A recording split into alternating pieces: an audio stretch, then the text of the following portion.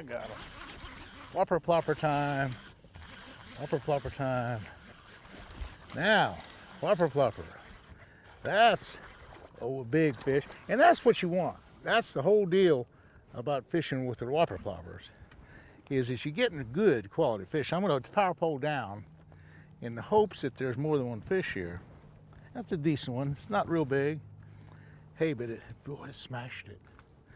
Big old whopper plopper. Nice big old bass. Okay, this is a whopper plopper, and this is the big 130 size. And I'm telling you, folks, that is a way to catch big fish. And I'm going to try a couple different things today, but I'm going to really try to catch big fish. I'm going to throw big lures. Throw a lot of big topwater lures.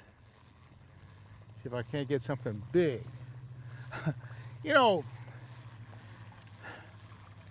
I think I've caught enough fish. I've caught enough fish the size I just caught to not need to catch any more like that. What I really need to catch right now is a really big one. And so I'm content, or I would be content, to fish most of the day for just a couple big strikes, just a couple big 6 or 8 or 10 pound fish to bite. I don't have to catch a lot of fish. Just a couple big ones would be enough for me.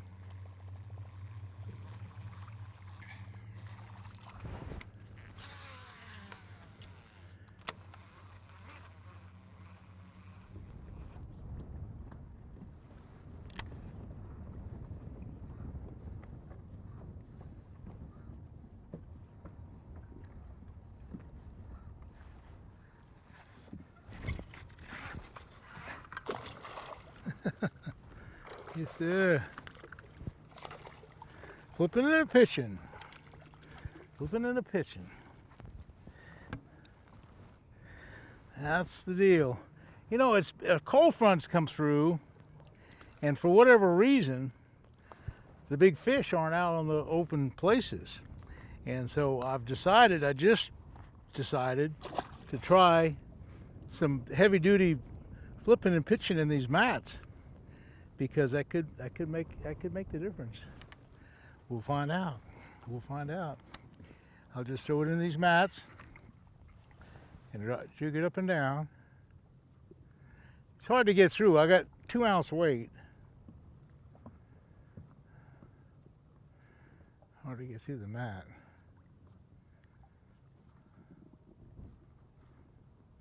There, through the mat right there.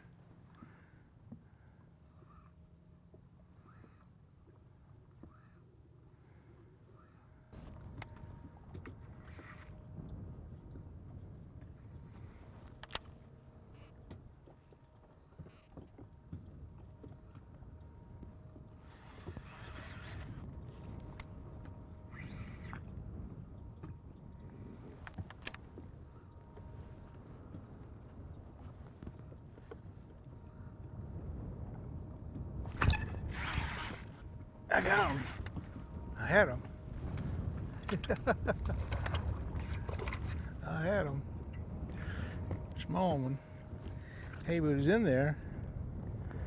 You never know from a little one to a big one just how. Normally you catch really big ones this way. This is the way we catch the biggest ones. But you got to weed through little ones too.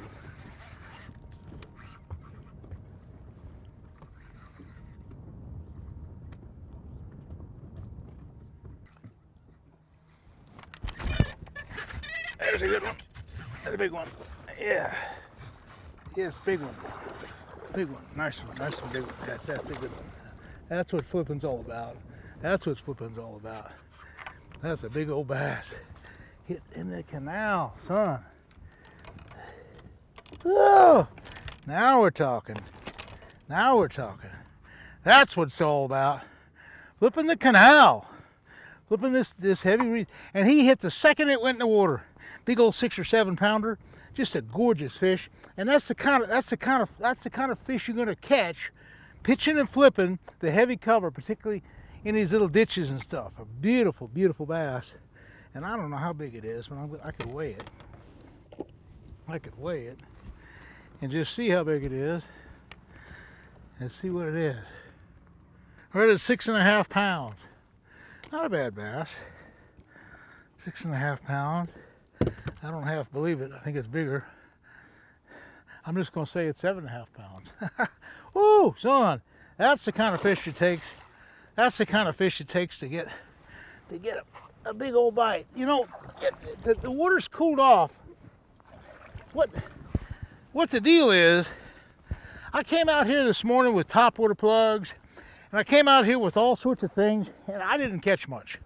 I only caught 3 or 4 fish this morning. So I figured, well, I'm just going to go to a big old heavy weight and a big old crawl worm and just start pitching and flipping with big heavy weights and stuff, and to see what happens. And well, you saw what happened. 7-pound bass. Okay, that's what happens. And that's the kind of thing. This is kind of deep right here. It's like a little. This is like a little canal deal. And he hit the second that thing hit in the water. It didn't go down a foot, and he grabbed it. He grabbed it. That's the kind of bass. That's the kind of bass we are all looking for. Big old 7-pounders. Okay. Okay, I'm gonna get another cowboy deal.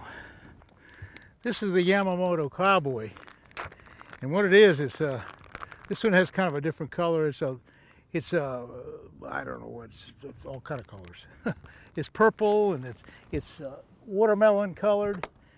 And what I'm doing, I have a 2-ounce weight on here, and it's snelled. It's this interesting thing about this. Watch that hook for a second. Watch what happens when I pull it up. See how it goes up? No matter what, it goes up every time, because of the way I have the knot tied, and because of the way the concave is on the inside of the sinker. It comes up every time into the fish's mouth. Hook up. The hook-up ratio's way good. Okay, I'll just come right through the cowboy about 3/8 of an inch. Pull that hook around. It's a 4/0 super heavy cover worm hook. Okay. Now, that's it. That's all I need. That's the deal. That's the deal.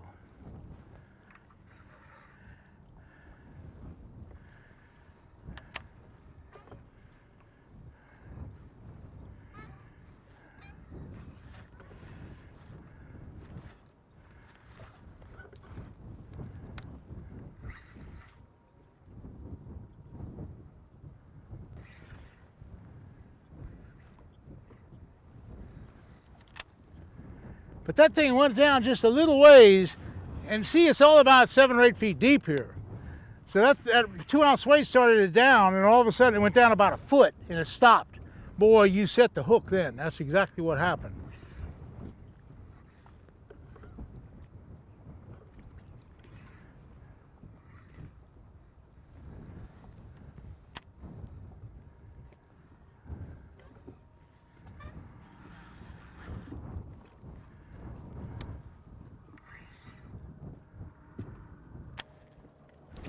There's one. There I got it. Not real big. It's kind of good. Oop. That's the thing about this heavy braid. You can kind of lift them right in. That's just a small one. Hey, but he was in the right spot. He was on that point, and he hit right away again. So what it is, there's a few active fish here, not many, and that's just a little one, but it's nothing like what can be here. But anyway, the cowboy did the trick.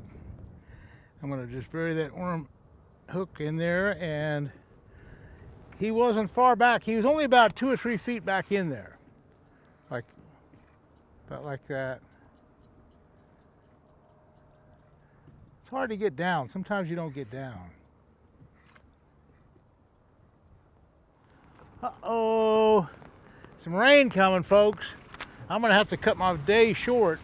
I didn't show you a whole lot about pitching and flipping, but what I did show you was the fact that on a cold front day, with rough and windy, stormy day, that the fish weren't biting. They did bite a little bit, at least a couple good ones bit on a flipping bite. And so that was the big deal. Pitching and flipping, big heavy weights in the heavy cover and brush. And so that was kind of saved the day, and I caught that one real big one. So I'm glad you watched the YouTube. I really enjoy doing these YouTubes. And so, hey, We'll see you again soon, and thanks for watching.